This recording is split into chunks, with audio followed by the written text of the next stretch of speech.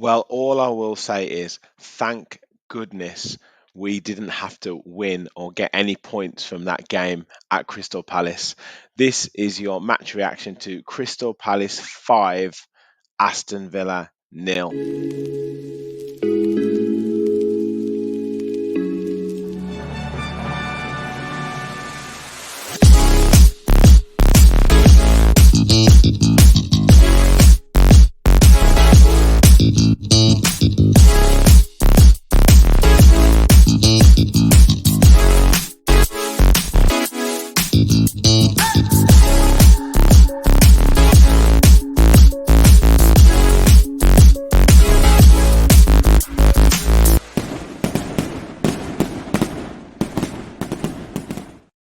Hello and welcome to the Villa Park podcast. It's me, Rich, and I'm back with your match reaction, your last match reaction for the 23-24 season. And this time it was Crystal Palace 5, Aston Villa nil. Yes, the game didn't really matter. There wasn't anything riding on the game for both sides. Villa already qualified for the Champions League, and it was very much a party atmosphere. I was at the game. I must say I didn't watch a huge amount of the game. Too busy singing and too busy chanting Champions League. Here we come and Champions League, ole ole. But yeah, fantastic atmosphere, but obviously not a great scoreline. Going to get into it in terms of reflecting on the goals and also probably just reflecting a little bit on the final score and what does it mean for some of the players that Emery would have seen, because ultimately yes, it was a party atmosphere, but 5-0 I think in the grand scheme of things is a little bit embarrassing. So let me know your thoughts in the comments. Get your Let me know your thoughts in the comments. As I say, hit the like button as well and hit the subscribe button. Help us on the road to 4,000 subscribers. We're very, very close. I think we're about 130 away or something like that. So please do help us on the road to 4K. Thank you for all the support so far. And get involved in the chat, your comments, your thoughts on yesterday's game. So starting lineup, we knew there was going to be changes. We knew we were sort of walking wounded. There were so many injuries. Tielemans was out, was injured. We know Moreno was injured as well, Zaniolo injured as well. So there was plenty of changes to be made, and it was almost a case of who is fit to play. So starting line, it was Robin Olsen in goal, Ezri Konsa right back, Diego Carlos and Clement Longley at centre back, and Luca Dean at left back. Then Musa Diaby, Douglas Luiz, Callum Chambers came in, and John McGinn in that midfield area. Obviously, Diaby further forward and slightly out wide, and John Duran and Ollie Watkins up front. And I guess for Aston Villa fans, we knew that we probably weren't going to get a result. Crystal Palace are playing fantastic football. They have Eberici Eze, Michael Elise, Jean-Philippe Mateta, Adam Wharton in absolutely phenomenal form. So we knew it was going to be very, very, very difficult to get some sort of result. But I guess for Villa fans, it was, could Ollie Watkins get his 20th Premier League goal of the season? And unfortunately, he didn't manage it and he didn't last the full game. He came off on 70 minutes. He did have a couple of chances in the first half, a header from a corner. And Musa Diaby had a chance as well. I think that was really the only opportunities Villa had all game. And you could tell the players weren't at it, maybe, 50, 60, 70% at it. And when that happens, you're going to get beaten because the bounce of the ball doesn't go your way. You're not putting your all into every tackle. You're not chasing down like you would have done. You may be chasing in ones and twos as opposed to as a team. And you could kind of see on the ball, we weren't necessarily making the movements that we should have been making, and Crystal Palace were faster and fitter and stronger on every ball, and that was probably a little bit disappointing. But also, it's been a long season for the players, and I'm not one to make excuses, and I do think it was probably a little bit of an embarrassment ultimately in terms of the end score.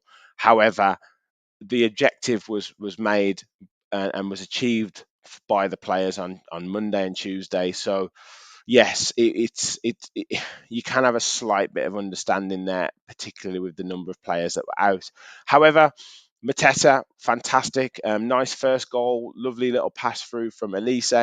Went to VAR, but he was onside. That was on 9 minutes. Like I say, Villa had a couple of chances, a couple of opportunities to get back into the game, didn't take them. Mateta scores on 39 minutes. Ball across from Munoz, and yeah, puts it in the net. 2-0, 2-0 at half time. Second half, and like I say about the bounce of the ball, Luca Dean loses out on the in the wide area. No, sorry, I don't think it was Luca Dean. I think it might have been Edric Conta loses out in the wide area. Berichese runs through and just finishes it in the bottom corner. Great strike. But those are the types of things when when you're not at it, the bounce of the ball goes to the other side, and yeah, we just weren't closing down properly, and that was inevitable. That was going to happen. Fourth goal, Dean Henderson, a looping cross into the box. Ollie Watkins challenges it. Dean Henderson spots Eze on the run. Good throw out. He runs into the box. No one challenges him. And Mateta then puts it in for his hat trick. And then Eze rounds it off with another great finish. And again, ball bounces through. I think Duran tries to challenge and no one puts a proper challenge in. He carries on through and finishes it in the bottom corner. And for me, in terms of reflecting on it, I think Emery will see a lot in the reactions to a number of those players.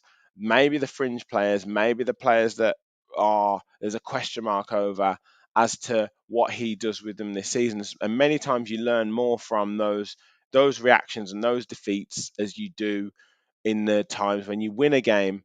And I think it will be the last that we'll see of a number of players. You know, Olsen, I think, obviously will go. I think Longley obviously won't be renewed. I think Luca Dean as well, possibly. He's had a good season, a really good season, and you could see his levels kind of dipping a little bit as the season went on, and maybe not having Moreno there all the time has kind of hampered him a little bit. But he might be one to move on. Diego Carlos as well.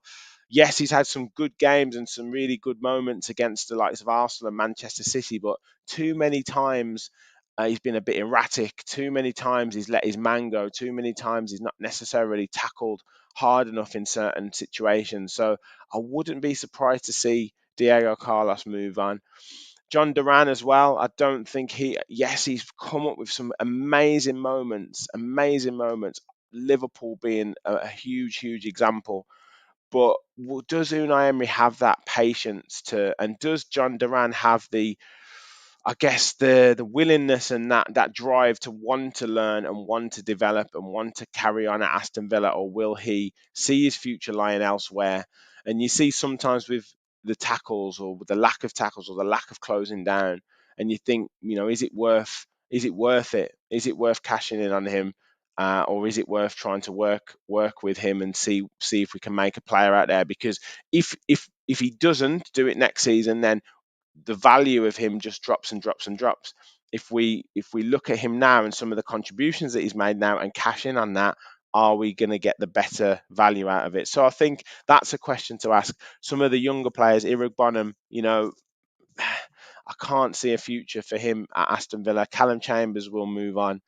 So there's a number of players that will definitely move on. And then you're looking at Douglas Luiz, when he talked about not wanting to sell certain players, Douglas Luiz's name wasn't on that list.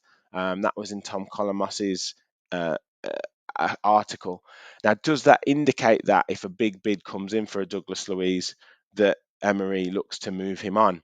We've seen him get angry with him. We've seen him demand more out of him. Would we get 70, 80 million for a Douglas Luiz and be able to sign another player with similar capabilities for 30 or 40 million pounds? That's the question again. And we know we're going to be shopping in potential free transfers, and you see what Yuri Tielemans has brought to the side. So you see what Boubacar Kamara has brought to the side. So if we can get someone who is extremely highly rated for for a lesser fee or a free transfer, then the likes of Douglas Luiz could be potentially cashed in on. So, yeah, I think he would have learned quite a lot from that game. Despite the scoreline, the atmosphere with the Villa fans was absolutely fantastic. The party atmosphere, like I say, for the Villa fans in the stands, the scoreline was immaterial. I do think 5-0 is a little bit embarrassing. 3-0 maybe something like that would have been a little bit more easy to take, but 5-0 is an absolute spanking. But the atmosphere was fantastic on the concourse. It was brilliant singing Champions League, ole ole. singing the other one, the Bayern Munich, Lazio, Roma, Villa boys are taking over. Just absolutely fantastic. And thank you for everyone for coming to say hello. So many people came and said they enjoy the content and enjoy what we do on the channel. So thank you all for that. It's been a fantastic, fantastic season. We're not going to stop there with the content, no. We're going to do an end of season review. We've got fans forum tomorrow covering that as well. So get your questions and your comments and everything that you want to include in that. We've just announced the Adidas kit deal as I'm recording this podcast. So fantastic news for Aston Villa as well. So we do fans forum with a bit of an end of season review. We're going to be doing the 5 games that define Villa's season. We're going to be doing our Villa Park Podcast Awards, and we're going to be doing a couple of shows with Gareth as well on 5 signings that will change Villa's season next season, and maybe a bit of a talking tactics, although I don't think there'll be too much to cover on that Crystal Palace game. But Gareth wasn't happy in terms of the performance, so maybe he'll be a bit less forgiving than me.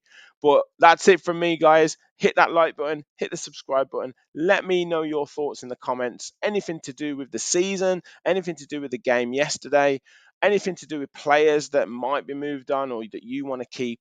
It's all great chat. So get involved in the chat. Hit the like button, hit the subscribe button. And as always, remember, we all follow the Villa.